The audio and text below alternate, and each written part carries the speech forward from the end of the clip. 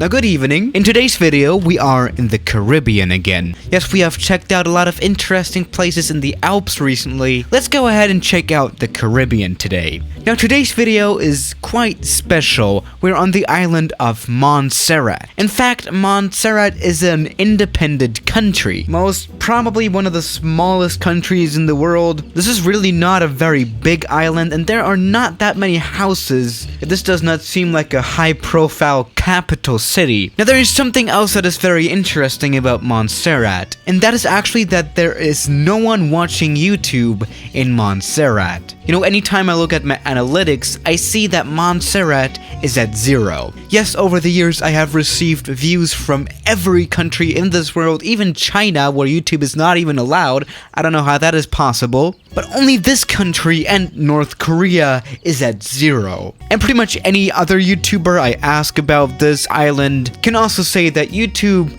isn't necessarily watched here. And well, does any one of us know any Montserratian, or whatever the inhabitants of this island are called? So, does this even exist?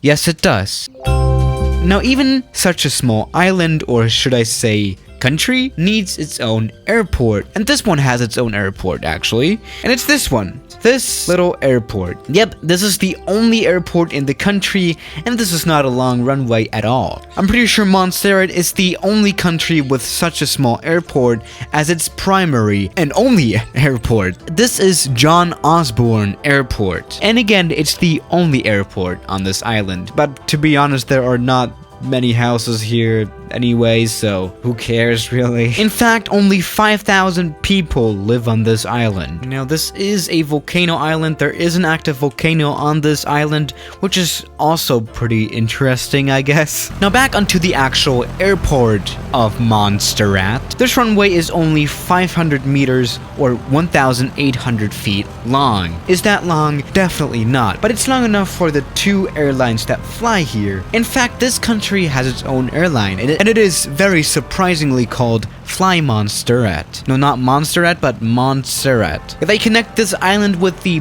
bigger island of Antigua, which is actually here around 20 nautical miles away. This is probably only like a 20-minute flight or something. And this island is a little bit bigger, and it has connections to the really big airports in the area. I mean, there are no really big airports here, but there are actually bigger airports than this in the Caribbean. Yeah, but the people here are stuck with this one. Now let's actually take off our Cessna. I hope this works. Alright, that was okay. I mean, it's a Cessna 172. This worked out, so we can move on to a bigger plane. Now, a plane that should definitely work here is the Twin Otter. It can operate at pretty much any place, but we've been using this plane so much on this channel that I think it's time for a change. Yeah, maybe let's try the Turbolet, which is basically the same thing as the Twin Otter, but made in the Czech Republic, or at least I think so. Let's actually land this plane at this small runway. Okay, now the thing is, we do not want to overrun at this runway, pretty much on either side actually, because as you can see, there's a little bit of a drop off. Alright, take that, Montserrat. Let's see if we can land here. Okay, that was a perfect landing. Actually, I couldn't get this plane down properly. I don't really like the Turbolet, to be quite honest. Actually, it does have the worst safety record of any plane. Yeah, I applied reverse thrusters in mid-air, and the airplane didn't like that.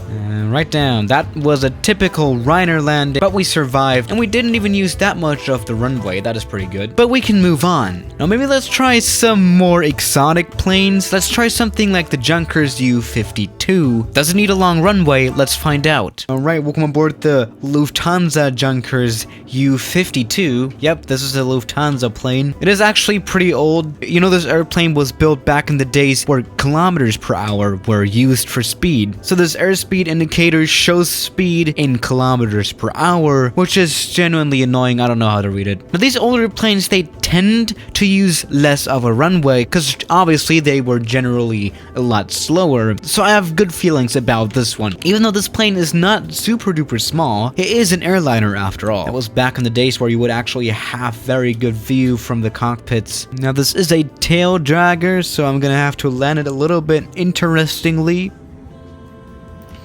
Alright, that was a little bit of a hard one. Oh no! Yeah, for a moment I forgot that I was in a tail dragger. I mean, we stopped. That was perfect. Let's just move on. Let's actually go for a jet. I mean, we can try the Challenger 300, which needs like at least a 3,000 feet runway, which is around 1,000 meters. This airport gives us only around half of what we need. So does this plane really need 3,000 feet of a runway? Let's find out. On the left of us, we can see the old airport of this island. Actually, there was an eruption of the volcano, which actually physically destroyed the airport. And then this one had to be built. Oh my goodness. Alright. Oh no. Okay, that was alright. The landing was on the firmer side. Yeah, and the center line wasn't that good either, but we did stop. So we can move on to a bigger plane, right? Now, a good classic on the channel is the 737. I like to say this in pretty much every video. The 737 can land on pretty short runways. Yeah, its stopping performance is pretty damn good. I mean, in Canada, 737s are used on unpaved gravel runways. These are some tough planes. But is the 737-800 tough enough for Montserrat? Let's find out. Maybe we can make a smoother landing this time around. Oh, that was pretty good. Okay, so there you have it. Now that was actually spot on. I applied reverse thrust in midair so that we could touch down as soon as possible. The landing gear probably needs some maintenance. Yeah, I mean, this was a typical carrier landing. You know, landing on an aircraft carrier is very, very tough, especially for the landing gear. But there we go, we have actually stopped. Now the good question is, how should we move on? You know, the 737 tends to be the biggest plane to operate anywhere. I do genuinely doubt that a 777 can operate here, and I think it's a pretty stupid idea. So let's just do it. The 777, how about that one? This is the long range model. You know, you can definitely fly that one from Europe to this island. I mean, this island is kind of English territory. Oh my goodness. Yeah, no, oh goodness. So yeah, it would have been nice if you were able to fly from England to this island directly, but it doesn't seem like that's gonna work. I mean, this plane doesn't even fit on the runway. Ouch, that was really not good. So, does moving on even make sense is the question. You know, should we try a bigger plane? And I've now decided that we should do that. Now, the plane that we talked about in yesterday's video was the 747-8, and I was actually surprised by how short of a runway it needed. So let's do this. Alright, welcome aboard the 747-8. This is definitely not going to work out, but who cares? Ouch. I think we crashed into the mountain. That was pretty decent, wasn't it? Yeah, we might have just genuinely crashed into that mountain. I mean, you have to imagine that this runway is like half as long as the whole airplane itself, so obviously this is not going to work out. So what have we learned today? The biggest plane to operate at this island is the 737. But wait, maybe the 727 works too. I mean, it is quite a bit bigger than the 737. No. And we're now rolling down the mountain. Yeah, that nose gear is probably not very happy, but we have stopped now. Okay, let's try this one again. Let's actually go for the bigger version of the 727. I mean, why not? The 727 is also quite a quick stopper, so maybe this can work. Oh, goodness. God damn it.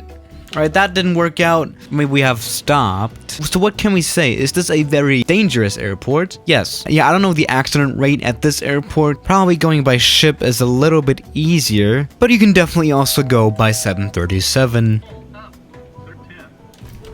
Uh-oh. See, that's perfect. So yeah guys, thank you for watching today's video, and I'll see you tomorrow. As always, good night.